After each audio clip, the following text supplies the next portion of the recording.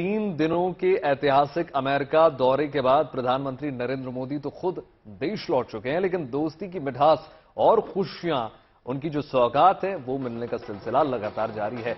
एक दिन पहले बाइडेन और मोदी ने ट्विटर पर दोस्ती का दम भरा और अब खुशी की एक और खबर न्यूयॉर्क सिटी से निकल कर आई। न्यूयॉर्क में दिवाली पर अब जो है स्कूल में हॉलीडे मनाया जाएगा सरकारी, और अमेरिका के न्यूयॉर्क में रहने वाले प्रवासी भारतीयों की संस्कृति को महत्व देते हुए वहां के प्रशासन ने दिवाली को स्कूलों के लिए सार्वजनिक अवकाश की सूची में अब शामिल कर दिया है।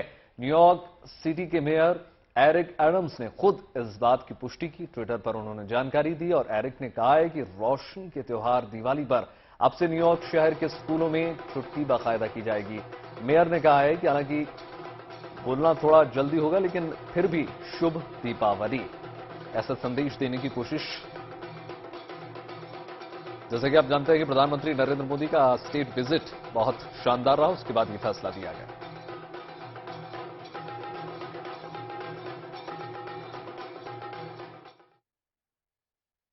तो जाहिर है कि अमेरिका में रह रहे भारतीय समुदाय के लोगों के लिए ये बेहद खुशी की खबर है।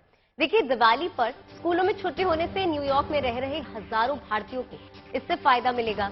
हिंदू ले लीजिए, सिख, जैन या बौद्ध धर्म के लोगों को इसका सीधा फायदा मिलेगा। बच्चे अपने घर वालों के साथ धूमधाम से दिवाली मना सकेंगे। व्हाइट हाउस और यूएस कैपिटल समेत राजधानी वॉशिंगटन डीसी में दिवाली मनाई जाएगी।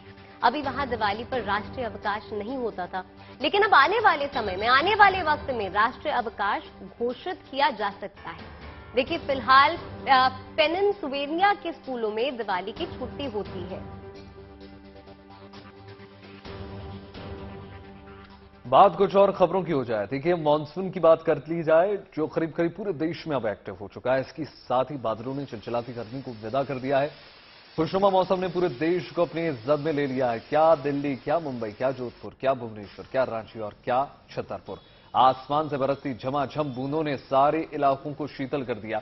मौसम विभाग की माने तो अगले 4 से 5 दिनों तक ये इसका जो बारिश का सिलसिला है वो पूर्व, मध्य, उत्तर पश्चिम और पश्चिम भारत के राज्यों में मानसून के असर से बारिश की गतिविधियां ऐसे ही जारी रहने वाली हैं, जबकि पूर्व और निकटवर्ती पूर्वोत्तर भारत के राज्यों में अगले 5 दिनों तक बारिश लगातार जारी रहेगी। मौसम विभाग ने अगले 2 दिनों के लिए 23 राज्यों में बारिश का कहीं रेड तो कहीं ऑरेंज अलर्ट जारी कर दिया है। यानी बारिश में मस्ती के साथ सचेत रहना भी जरूरी है, क्योंकि बारिश अगर ज्यादा हो जाए तो जल भराव की स्थिति भी उत्पन्न हो जाती है और पहाड़ों की अगर हम बात करें तो लैंडस्लाइड की भी तमाम घटनाएं देखने को मिलती है।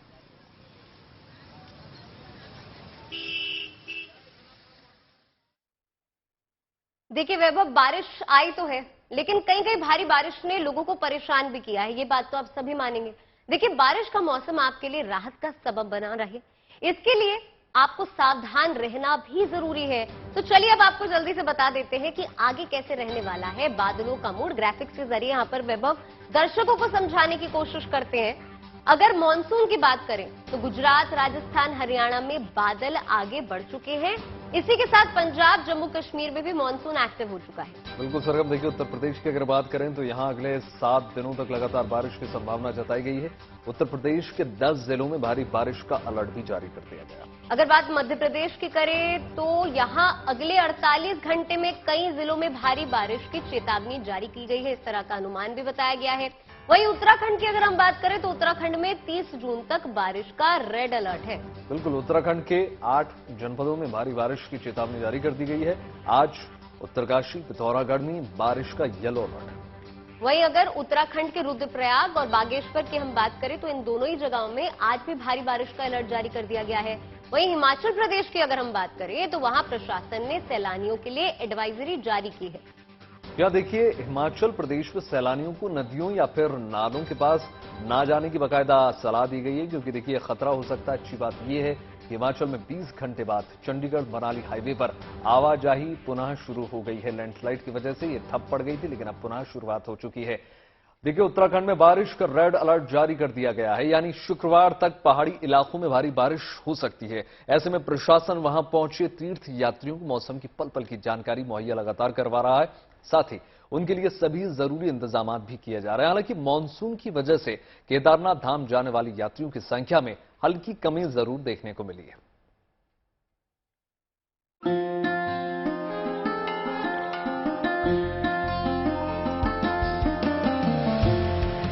उत्तराखंड में मानसून की दस्तक हुई तो प्रशासन ने भी अपनी तैयारियां तेज कर दी। चार धाम यात्रियों को सुरक्षित दर्शन करवाने का वादा निभाने वाली एनडीआरएफ, एसडीआरएफ और पुलिस के जवान जगह जगह मुस्तैद हैं। ये जवान बारिश और उफनती लहरों की परवाह किए बिना यात्रियों को दर्शन करवाने में जुटे हुए हैं।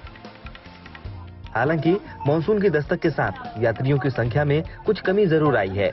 बात करें केदारनाथ धाम की तो खराब मौसम के बावजूद यहां हर हफ्ते 7 से 8 हजार श्रद्धालु पहुंच रहे हैं। इस समय आप देख सकते हैं कि मौसम लगातार खराब बना हुआ है, लगातार बारिश हो रही है और इस बारिश का असर केदारनाथ यात्रा पे सबसे बुरा पड़ रहा है। यह बारिश कल से लगातार जारी है, बारिश यहाँ पे रुकने का नाम नहीं ले रही है। बाबा केदार के दर्शन की आस लिए बड़ी संख्या में श्रद्धालु यात्रा के मुख्य पड़ाव सोनप्रयाग में डटे हुए हैं, क्योंकि मौसम विभाग ने 30 जून यानी शुक्रवार तक राज्य में बारिश का रेड अलर्ट जारी कर दिया है। ऐसे में मौसम साफ होने के बाद ही यात्रियों को भगवान केदार के दर्शन के लिए भेजा जाएगा। Praveen Semwal, Sonprayag, good news today. देखिए, अब सवाल ये उठता है कि आसमान से आने वाली इस आफत से आपको राहत कैसे मिले, क्योंकि कुदरत के आगे किसका जोर चल सकता है। लेकिन हाँ, सावधानियां बरतकर और समझदारी से आप इस आफत की जद में आने से जरूर खुद को बचा सकते हैं। लेकिन साथ ही मौसम के मिजाज को देखते हुए समय रहते अपनी तैयारियां करके ऐसी किसी मुसीबत में फंसने से भी आप बच सकते हैं, खास करके वो लोग जो अभी इन दिनों पहाड़ी राज्यों पर सैर कर रहे हैं।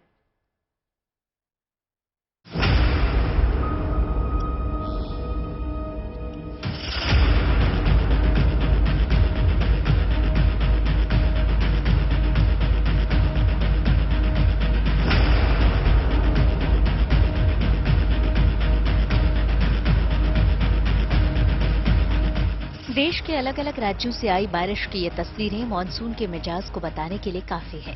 कहीं मानसून के बादल बरस रहे हैं तो कहीं गरज रहे हैं।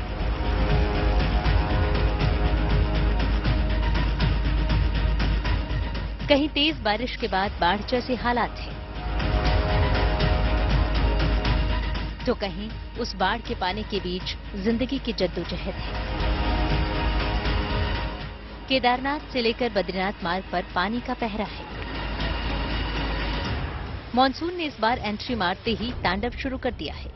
तेज और तूफानी बारिश के बाद कई इलाकों में बाढ़ जैसे हालात बन गए हैं। पहाड़ों पर नदी और नाले उफान पर हैं। उत्तराखंड में मानसून ने दस्तक दे दी है और इसको देखते हुए मौसम विभाग ने उत्तराखंड में रेड अलर्ट घोषित किया है। एक स्पेशल रिलीज में मौसम विभाग ने कहा है कि 24 से लेकर और 30 जून तक रेड अलर्ट रहेगा, जिससे कि बहुत तेज बारिश को देखते हुए ये अलर्ट घोषित किया गया। आपको बता दें कि पिछले 48 घंटे से लगातार रुक रुक कर उत्तराखंड में बारिश हो रही है। वहीं कई जगहों से हमें रिपोर्ट्स मिल रही हैं जहां पर जैसे कोटद्वार में भूस्खलन हुआ है। इसके साथ साथ केदारनाथ में भी यात्रियों की एक गाड़ी पर बोल्डर गिरने से एक यात्री की मौत हो गई। पुरोला की अगर हम बात करें तो लाइटनिंग से वहां पर एक व्यक्ति की मौत हुई। 9 लोग अभी तक घायल हो चुके हैं और उत्तराखंड के मैदानी क्षेत्रों के साथ साथ पहाड़ी क्षेत्रों में भी लगातार रुक रुक के बारिश हो रही है। उत्तराखंड में इतनी बारिश हुई कि रुद्रप्रयाग जिले में ये गौरीकुंड केदारनाथ पैदल मार्ग पर पहाड़ से झरना बहने लगा।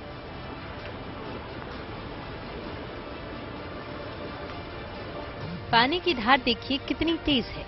अगर कोई शख्स इसकी चपेट में आ जाए तो उसका क्या होगा। लेकिन अभी तो ये मानसून की शुरुआत है। जैसे जैसे मानसून की चाल तेज होगी, उत्तराखंड जैसे पहाड़ी इलाकों में खतरा और बढ़ेगा। ऐसे ही खतरों से निपटने के लिए उत्तराखंड सरकार ने अर्ली वार्निंग अलार्म सिस्टम लगाने की तैयारी तेज कर दी है। हमारा इरिगेशन डिपार्टमेंट और सीडब्ल्यूसी, जिनका कि फ्लड फोरकास्टिंग का मैंडेट है, समहाउ इनके 32 हैं सेंसर बेस्ड, जहां पर कि टेलीमेट्री से AWR यानी कि जो blood level water level check करते हैं, सेंसर बेस्ड है। बाकी जगह मैनुअल है, तो इसको पूरा हमने कहा कि इसको सेंसर बेस्ड करना चाहिए। और जो हैं भी सेंसर बेस्ड, जो पुराने सेंसर हैं वो कई जगह खराब काम नहीं कर रहे ठीक से। जितने डैम हमारे यहाँ डैम और बराजेस हैं, वहाँ पे AWLR ऑटोमेटिक सेंसर लगने हैं और उनके डाउन स्ट्रीम में जो पॉपुलेशन है जिनको समस्या हो सकती है ज़्यादा पानी रिलीज होने से, वाटर लेवल बढ़ने से वहाँ पर सायरन सिस्टम लगाने हैं, 360 डिग्री सायरन सिस्टम लगाने हैं। उत्तराखंड में मौसम विभाग ने अब रेड अलर्ट जारी किया है, जिसके मुताबिक 29 जून तक राज्य में मूसलाधार बारिश के आसार हैं। यानी बारिश और बाढ़ का खतरा उत्तराखंड पर मंडरा रहा है। ऐसे ही खतरों से निपटने की तैयारी के लिए अर्ली वार्निंग अलार्म सिस्टम बेहद कारगर साबित हो सकता है। देहरादून आपदा प्रबंधन विभाग अर्ली वार्निंग सिस्टम को लगाने की बात कर रहा है, जिसके तहत राज्य में संवेदनशील स्थानों पर सायरन सिस्टम लगाए जाएंगे। ये सायरन उन इलाकों में मौजूद मोबाइल टावरों पर लगेंगे। किसी भी आपदा की स्थिति में 3 स्तरों से सायरन सिस्टम को ऑपरेट किया जा सकेगा। पहला, जहां सायरन सिस्टम लगेगा वहां एक मिनी कंट्रोल रूम भी होगा। दूसरा, जिला स्तर पर बने कंट्रोल रूम से। तीसरा, राज्य स्तर पर बने कंट्रोल रूम से भी सायरन सिस्टम को एक्टिवेट किया जा सकेगा। लोगों को अर्ली वार्निंग सिस्टम से मौसम और प्राकृतिक आपदाओं से जुड़ी पूर्व जानकारी मिलेगी। उत्तराखंड में अभी 4 बाढ़ वार्निंग सिस्टम है। सूत्रों का कहना है कि सरकार संवेदनशील इलाकों में 250 से ज्यादा अर्ली वार्निंग सिस्टम लगाने जा रही है। अभी तक केवल 32 चेतावनी प्रणालियां ही काम कर रही हैं। बारिश की वजह से केदारनाथ यात्रा फिलहाल रोक दी गई है। जो यात्री सुबह के समय केदारनाथ भेजे गए थे, वो रास्ते पर ही फंस गए। यात्रा में खतरे को देखते हुए 8000 यात्रियों को सोनप्रयाग, गौरीकुंड और दूसरे स्थानों पर रोक दिया गया। सरकार और प्रशासन भले ही अलर्ट है, लेकिन सबसे पहला कदम आपको खुद ही उठाना होगा। ऐसे में जरूरी है कि आप खुद भी सावधानी बरतें और खतरों से खुद को दूर रखें। बारिश और बाढ़ के इस मौसम में कुछ बातों का खास ख्याल रखें। अगर रास्ते से गुजर रहे हैं तो तेज बहाव से बहते पानी से दूर ही रहें। अगर आप बाइक या कार में हैं, तब भी आगे बढ़ने से पहले पानी का बहाव एक बार जरूर देख लें। बाइक या कार की रफ्तार का खास ध्यान रखें। ऐसे मौसम में पहाड़ी इलाकों का रुख न करें। बारिश के दौरान बिजली के तारों और खंभों से दूरी बनाकर रखें। ये वो चंद अहम बातें हैं जिनका ध्यान रखने से हादसों को टाला जा सकता है। जाहिर है, थोड़ी सी जल्दबाजी आपका बड़ा नुकसान कर सकती है। उत्तराखंड में मानसून की पहली बारिश राहत के साथ आफत भी लाई है। ऐसे में सावधान रहना बेहद जरूरी है। Bureau report, good news today. तो आपदाएं तो प्राकृतिक हैं, लेकिन सजग रहना आपके हाथ में है। देखिए, बात देश में रफ्तार की क्रांति की कर ली जाए, और इस क्रांति की सूत्रधार है वंदे भारत। देश को आज एक साथ 5 वंदे भारत ट्रेन की सौगात मिलने जा रही है। प्रधानमंत्री नरेंद्र मोदी जो है, भोपाल के कमलापति रेलवे स्टेशन पर एक साथ 5 वंदे भारत ट्रेन को हरी झंडी दिखाने जा रहे हैं। इसमें 2 ट्रेन तो अकेले मध्य प्रदेश को मिलने जा रही है, जबकि बाकी जो 3 ट्रेनें हैं वो गोवा, बिहार और झारखंड से शुरू हो जाएंगी। इन तीनों राज्यों के लिए भी प्रधानमंत्री वंदे भारत ट्रेन का वर्चुअली शुभारंभ करने जा रहे हैं एक साथ।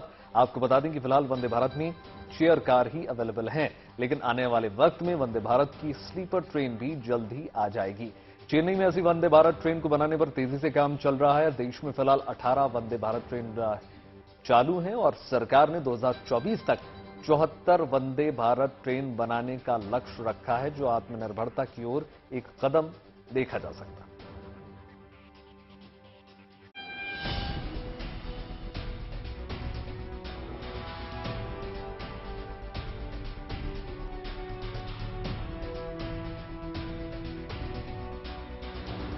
वंदे भारत एक्सप्रेस की चमक धमक और सुविधाएं ऐसी हैं कि ये ट्रेन अक्सर सुर्खियों में रहती है। Semi high speed train Vande Bharat express आरामदायक यात्रा के साथ साथ कम वक्त में यात्रियों को उनके गंतव्य तक पहुंचाने का अपना मुकाम भी सफलतापूर्वक हासिल भी कर रही है। आज यानी 27 जून को भारतीय रेल के इतिहास में एक नया अध्याय जुड़ने जा रहा है। आज देश को 5 वंदे भारत एक्सप्रेस का तोहफा एक साथ मिलने जा रहा है। पीएम मोदी भोपाल से एक साथ 5 वंदे भारत एक्सप्रेस को हरी झंडी दिखाएंगे। पीएम मोदी मध्य प्रदेश की राजधानी भोपाल में मौजूद रहेंगे और यहां से वो एक वंदे भारत एक्सप्रेस को रवाना करेंगे, जबकि 4 और वंदे भारत एक्सप्रेस को वीडियो कॉन्फ्रेंसिंग के जरिए हरी झंडी दिखाएंगे। अब आपको बताते हैं उन 5 वंदे भारत एक्सप्रेस ट्रेनों के बारे में, जो कहां से कहां तक जाएगी और कहां-कहां रुकेगी। पहली वंदे भारत है भोपाल से जबलपुर तक चलेगी। इसके 4 स्टॉपेज होंगे, नर्मदापुरम, इटारसी, पिपरिया और नरसिंहपुर। ये ट्रेन जबलपुर से सुबह 6 बजे चलेगी और सुबह 10:35 पर भोपाल पहुंचेगी, जबकि ये ट्रेन शाम को 7 बजे भोपाल से चलकर रात 11:35 पर जबलपुर पहुंचेगी। ये ट्रेन इस रूट पर अभी चलने वाली ट्रेनों से आधा घंटा कम समय लेगी। दूसरी वंदे भारत खजुराहो से भोपाल होते हुए इंदौर तक जाएगी। ये वंदे भारत एक्सप्रेस राज्य के मालवा और बुंदेलखंड को भोपाल से जोड़ेगी। इस ट्रेन से महाकालेश्वर, मांडू, महेश्वर, खजुराहो और पन्ना जाने वाले यात्रियों को फायदा होगा। ये ट्रेन अभी चलने वाली ट्रेनों से 2.5 घंटे जल्दी पहुंचाएगी। तीसरी वंदे भारत मडगांव से मुंबई तक का सफर करेगी। रास्ते में ये थिविम, कनकावली, रत्नागिरी, खेड़, पनवेल, ठाणे और दादर स्टेशनों पर रुकेगी। ये ट्रेन मुंबई के छत्रपति शिवाजी महाराज टर्मिनस से सुबह 5:25 पर चलकर शाम 3:30 पर मडगांव पहुंचेगी और वापसी में दूसरे दिन मडगांव से दोपहर 12:20 पर चलेगी और रात 10:25 पर पहुंचेगी। चौथी वंदे भारत धारवाड़ से बेंगलुरु तक जाएगी। रास्ते में ये हुबली, देवनगरी और यशवंतपुर स्टेशनों पर रुकेगी। ये ट्रेन बेंगलुरु से सुबह 5:45 पर चलकर 12:10 पर धारवाड़ पहुंचेगी और धारवाड़ से 1:15 पर चलकर शाम 7:45 पर बेंगलुरु पहुंचेगी।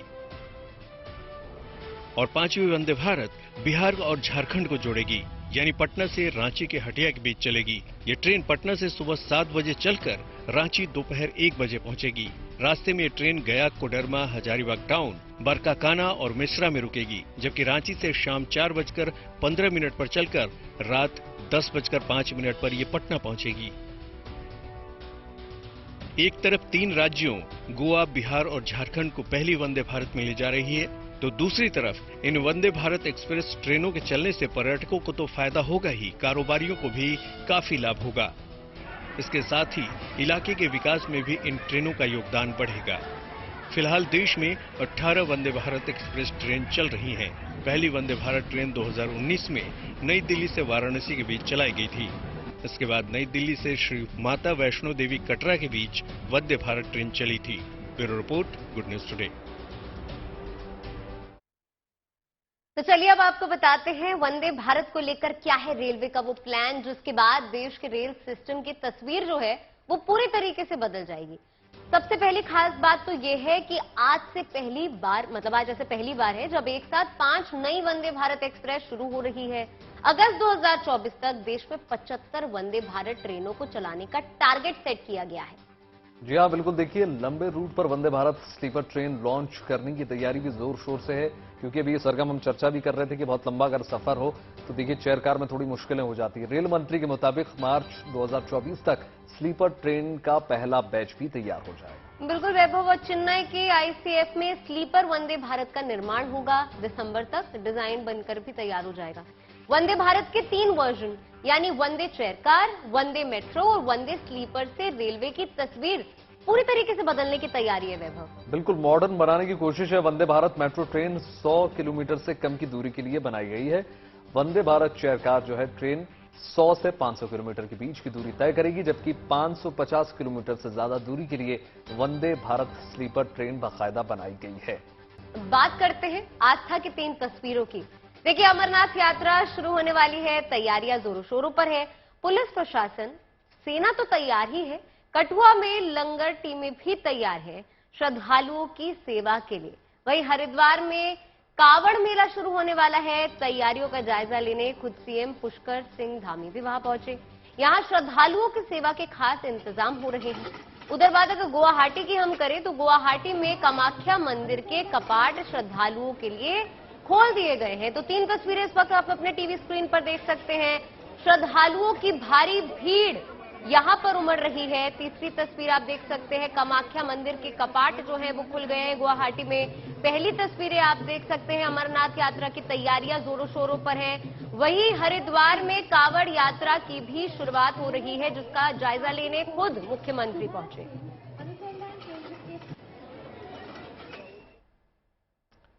शनिवार से इस साल की अमरनाथ यात्रा की शुरुआत हो रही है। अमरनाथ यात्रा के लिए सुरक्षा के चाक चौबंद इंतजाम कर दिए गए हैं। अमरनाथ यात्रियों का सबसे बड़ा बेस कैंप जो है नूनवन पहलगाम में है और यहां तैयारियों का जायजा लिया अशरफ वानी ने। देखिए,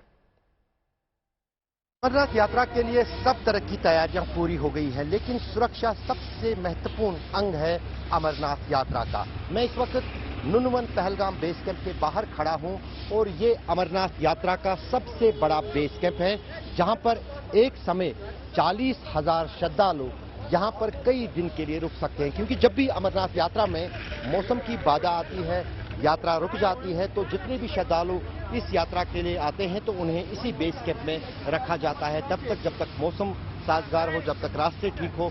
और यहीं से हर रोज अमरनाथ यात्रा के लिए 1 जुलाई से यात्रियों के जत्थे रोज निकलेंगे। और अगर सुरक्षा की बात करें तो इस बेस कैंप की सुरक्षा काफी चाक-चौबंद रखी गई है। यहाँ पर बुलेट प्रूफ वाहन जो हैं कई सारे खड़े रखे गए हैं सीआरपीएफ की तरफ से, सीआरपीएफ के कमांडोज तैनात हैं। उसके बाद जो भी लोग यात्रियों समेत इस परिसर में आएंगे, इस बेस कैंप में आएंगे, चाहे अधिकारी हो, चाहे मजदूर हो या चाहे कोई स्टाफ हो, सफाई कर्मचारी हो, उन सभी की जो है जांच यहाँ इस गेट पे होगी। न सिर्फ फ्रिस्किंग होगी बल्कि साथ ही साथ उनके सामान का एक्सरे भी होगा और तभी जो है किसी भी व्यक्ति को इस बेस कैंप के भीतर जाने की इजाजत होगी। अब की बार अमरनाथ यात्रा में सफाई का भी व्यापक इंतजाम रखा गया है। विशेष टीमें जो हैं सफाई कर्मचारियों की यहाँ पर रखी गई हैं ताकि इस बेस कैंप के साथ साथ जो दूसरे पड़ाव है अमरनाथ यात्रा के, उनकी सफाई सुरक्षा के साथ साथ भी रखी जाए। आरिफ बलोच के साथ अशरफ आनी, न्यूनवन बेस कैंप, पहलगाम। तो देखा आपने अमरनाथ यात्रा की जो तैयारियां हैं जोरों शोरों पर की जा रही हैं और तैयारियों का जायजा लिया हमारे संवाददाता सुनील जी भट्ट ने।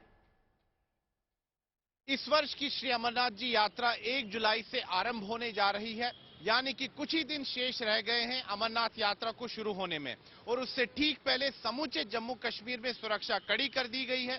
चाहे जम्मू संभाग हो या कश्मीर घाटी हो, दोनों संभागों में सुरक्षा के पुख्ता इंतजाम किए गए हैं। क्योंकि इस बार श्री अमरनाथ जी की यात्रा 62 दिन तक चलेगी, इसीलिए भारी संख्या में श्रद्धालु देश भर से भगवान भोलेनाथ के दर्शनों के लिए आएंगे।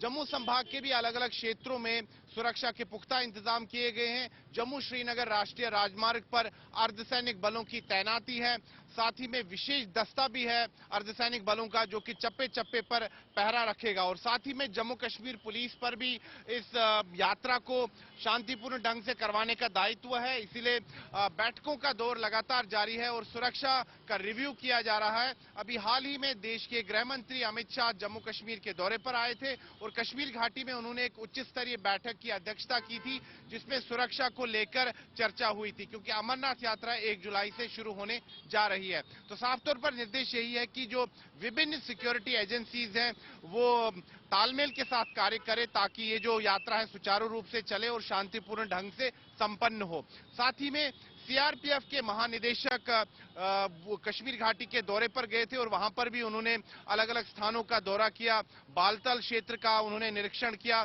और साथ ही में सीआरपीएफ के जो स्थानीय अधिकारी हैं उनको भी निर्देश दिए कि किस प्रकार से सुरक्षा के बंदोबस्त जो हैं उनको और चौकस करने की आवश्यकता है।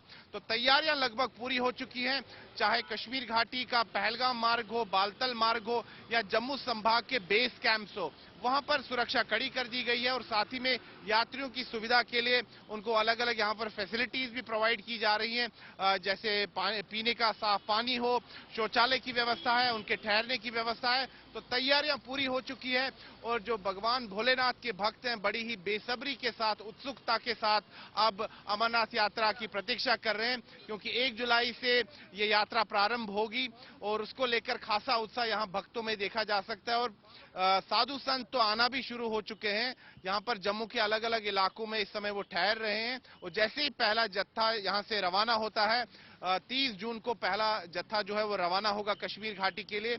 तो पहले जत्थे में जो यात्रीगण आएंगे उनका रजिस्ट्रेशन जो है पूरी तरह से पूरा हो चुका है, पूरी प्रक्रिया हो चुकी है और ये पंजीकरण की प्रक्रिया कुछ महीने पहले प्रारंभ हो गई थी। तो देश भर से श्रद्धालुओं ने अपने आप को पंजीकृत कराया, बैंकों में ये सुविधा उपलब्ध थी, साथ ही में ऑनलाइन भी ये सुविधा जो है उपलब्ध थी। इस समय भी अगर हम देखें जम्मू शहर के बिक्रम चौक इलाके में यहाँ पर चप्पे चप्पे पर पहरा है, भारी संख्या में जो है पुलिस कर्मियों की तैनाती है और इसीलिए किया जा रहा है ताकि जो अभी आने वाली जो अमरनाथ यात्रा है वो सुचारू रूप से चले और उसमें कोई अप्रिय घटना ना हो। तो चप्पे चप्पे पर पहरा है और आप देख सकते हैं कि जो लोग हैं उनसे भी पूछताछ की जा रही है, समय समय पर उनके पहचान पत्र देखे जा रहे हैं। तो जम्मू शहर हो, जम्मू संभाग हो, कश्मीर घाटी हो और यात्रा मार्ग के जो आसपास इलाके हैं, चाहे पहलगाम हो, बालतल हो, वहां पर भी सुरक्षा के पुख्ता इंतजाम कर दिए गए हैं और तैयारियां लगभग पूरी हो चुकी है। वीडियो जर्नलिस्ट नीरज कुमार के साथ मैं सुनील भट्ट, जम्मू, GNT। तो अप्रिय घटना ना हो सके इसलिए चील सी पैनी नजर रखी जा रही है। देखिए, भक्ति में व्यवधान आए तो भक्त किसी भी हद तक चले जाते हैं। ऐसी कुछ कहानी लादू भगत और उनके परिवार से निकल कर आई, जिन्होंने भजन गाने के लिए सरहदी पार कर ली। पाकिस्तानी हिंदू लादू का परिवार जो है सब कुछ छोड़कर हिंदुस्तान आ गया। देखिए हमारी ये खास रिपोर्ट। बन जाने वाले रघुवर को पर नाम हमारा कहीं देना, बन जाने वाले सियावर को पर नाम हमारा। प्रभु सुमिरन की लगन में आपने लोगों के घर छोड़ने की कहानियां तो बहुत सुनी होगी, लेकिन ये कहानी उस पाकिस्तानी हिंदू परिवार की है जिसे भजन कीर्तन करने में दिक्कत हुई तो मुल्क ही छोड़ दिया। अयोध्यावासी राजा दशरथ को पर नाम हमारा कहीं देना। यहाँ ये पाकिस्तानी हिंदू है, लेकिन पाकिस्तान में श्री राम का उद्घोष करना बहुत आसान नहीं था, इसलिए ये राम के देश भारत चले आए हैं। पिछले महीने ही ये पूरा परिवार भारत पहुंचा है। उसी वाले में रामायण को और चारों वेद वाणी को। पाकिस्तान में कई बंदिशें थी, इसलिए वो भजन गाने हिंदुस्तान आ गए। 58 साल के लादो भगत पाकिस्तान के सिंध प्रांत में रहते थे। इस परिवार का अपनी आस्था को बचाए रखने के लिए वहाँ रोजाना चुनौतियों का सामना करना पड़ रहा था। भगवत वो गीता माता को पर नाम हमारा। ऐसे में गांव के 35 परिवारों के साथ वो भी हिंदुस्तान आ गए। लादो बताते हैं कि पाकिस्तान में अक्सर उनको अपने परिवार की सुरक्षा की चिंता सताती थी।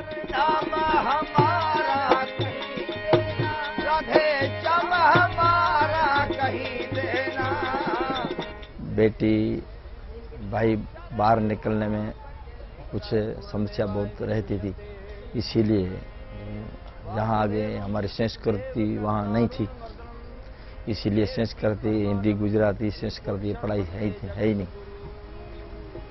और अपने धर्म के लिए, अपने संस्कृति के लिए उन देश को छोड़कर वहाँ यहाँ आए।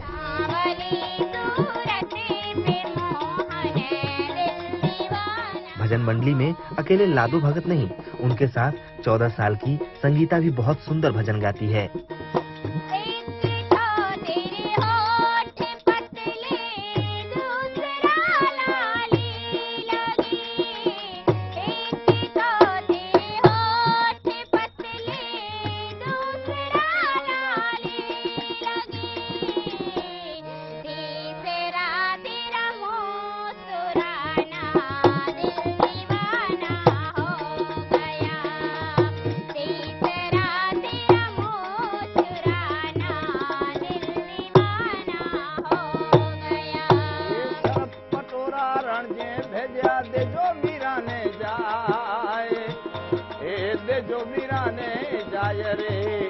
संगीता का कहना है कि वो बचपन से ही सिंगर बनना चाहती थी, लेकिन पाकिस्तान के मुश्किल हालात में उसके लिए ये मुमकिन नहीं था।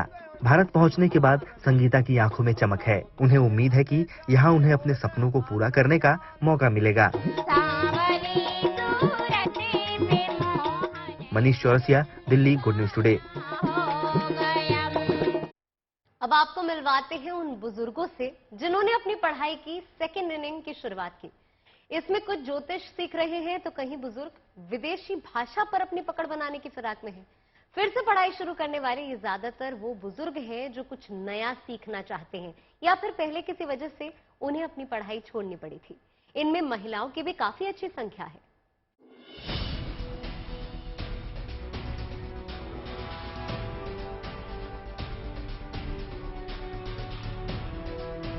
इन पिंडों का स्वतः स्थान परिवर्तन नहीं होता है, वो नक्षत्र संधान परिवर्तन होता है। अक्सर कहा जाता है कि सीखने की कोई उम्र नहीं होती और किताबों से अच्छा कोई दोस्त नहीं होता। जिंदगी की पाठशाला में हमेशा कुछ नया सीखने की ललक बनी रहनी चाहिए। ऐसे कई बुजुर्ग हैं जो अपनी पारिवारिक जिम्मेदारियों से मुक्त होने के बाद फिर से ज्ञान की अलख जगा रहे हैं। इन्हीं में से एक है दिल्ली के पास गाजियाबाद के रहने वाले बद्री प्रसाद शर्मा। इनकी उम्र बेशक 82 साल हो, लेकिन सीखने और जानने की ललक बच्चों जैसी है। वो अभी Indira Gandhi national open university में एमए ज्योतिष के छात्र हैं। इसलिए मैं भगवान का भजन करता हूँ और धार्मिक चीजें हैं। अब ज्योतिष का जैसे अध्ययन कर रहा हूँ और दे रहा हूँ एग्जाम, वैसे ही कथा भागवत वगैरह ये सब करता हूँ मैं। पंचांग देखना, बताना ज्योतिष का काम है, ये सब कर रहा हूँ मैं। बद्री प्रसाद शर्मा सरकारी नौकरी से रिटायर्ड हैं। LLB और नेचुरोपैथी की पढ़ाई भी कर चुके हैं। विद्यमान पिंडों में, और ये नया कोर्स निकला है, ये पहले नहीं था, तो फर्स्ट टाइम निकला है। तो इस वजह से चूंकि मैं ज्योतिष का काम भी करता हूँ, तो और मेरी भी इच्छा भी ठीक है कि हो गया। अब 1-2 साल बाद मैं बेटे के पास जाऊंगा कनाडा, तो बाहर जाऊं तो मैं थोड़ा सा पारंगत होकर के जाऊं। इस वजह से मैंने एमए ज्योतिष करी। वो बताते हैं कि उन्होंने पढ़ाई को हमेशा अपने जीवन का अहम हिस्सा बनाए रखा और इसी उत्साह को देख बद्री प्रसाद के साथी भी उनकी तारीफ करते नहीं थकते। इस उम्र में भी ये जो है ना, एक शिक्षा ग्रहण करने के लिए बहुत ही अपना कड़ी मेहनत से उसको समझना और रीड करना चाहते हैं। ये इनकी बहुत बड़ी अच्छी उपलब्धि है, जो इसका ज्ञान प्राप्त करने की इस उम्र में आकर के भी ये ज्ञान प्राप्त करना चाहते हैं। पढ़ाई की सेकेंड इनिंग शुरू करने वाले 82 साल के बद्री प्रसाद शर्मा अकेले नहीं हैं, बल्कि उन्हीं की तरह बहुत सारे बुजुर्ग Indira Gandhi national open university से पढ़ाई कर रहे हैं। इग्नू की नोएडा ब्रांच में सिर्फ जनवरी सेशन में 1400 से ज्यादा लोगों ने लंबे अंतराल के बाद दोबारा पढ़ाई शुरू की है। ब्रेक के बाद पढ़ाई शुरू करने वालों में महिलाओं की भी अच्छी खासी संख्या है। Before last year convocation 93 years old की उन्होंने डिग्री लिया था, नोएडा रीजनल सेंटर से लिया था। उन्होंने मास्टर इन पब्लिक एडमिनिस्ट्रेशन किया था और उनको 93 इयर्स ओल्ड हैं। ज्योतिष, कला और विज्ञान के अलावा विदेशी भाषा सीखने वाले बुजुर्गों की संख्या भी अच्छी खासी है, जो नई पीढ़ी के लिए किसी प्रेरणा से कम नहीं है। ऐसे बुजुर्गों की कहानी उन तमाम युवाओं के लिए एक प्रेरणा का स्रोत है जो अपने काम में व्यस्त हो गए हैं, अपनी नौकरी में व्यस्त हो गए हैं और आगे की पढ़ाई के बारे में नहीं सोचते, खुद को और ज्यादा स्किल्ड बनाने के बारे में नहीं सोचते। इग्नू ऐसे युवाओं को मौका देती है कि अपनी नौकरी के साथ साथ पढ़ाई भी करें, ताकि अपने आने वाले कल को और बेहतर वो इन बुजुर्गों की तरह बना सकें। कैमरामैन शैलेंद्र के साथ Manish Chaurasia, good news today, Noida. चलिए अब आपको वो तस्वीर दिखाते हैं जिसे आप आज की सबसे खूबसूरत तस्वीर कह सकते हैं। एक महिला अफसर की पहल पर जब एक गरीब बुजुर्ग की झोपड़ी तक बिजली पहुंच गई तो क्या कुछ हुआ, आप खुद देख लीजिए।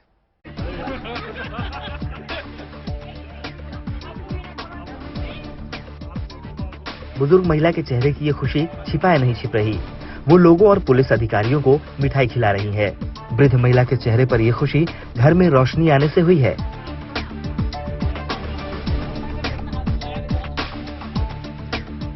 दरअसल वृद्ध महिला के घर में बिजली का कनेक्शन नहीं था, इसलिए उन्होंने पुलिस अधिकारियों के सामने ये गुहार लगाई कि उनके घर में बिजली नहीं है। तब एसएसपी अनुकृति शर्मा ने बुजुर्ग महिला के घर पर बिजली का कनेक्शन करवाया और एक पंखा भी गिफ्ट किया।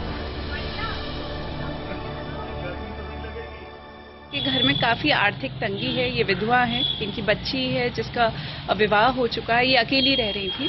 तो फिर हम लोगों ने प्रण लिया कि हम उनके घर में जरूर रोशनी लेकर आएंगे। हम लोगों ने विद्युत विभाग के साथ समन्वय स्थापित किया और उनको बिजली का कनेक्शन भी दिलवाया। उत्तर प्रदेश के बुलंदशहर के खेड़ी गांव में बुजुर्ग महिला नूरजहां रहती है।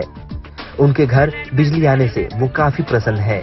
आईपीएस ऑफिसर अनुकृति शर्मा की इस दरियादिली को इलाके के लोग काफी सराह भी रहे हैं। बुलंदशहर से मुकुल शर्मा के साथ bureau report, good news today.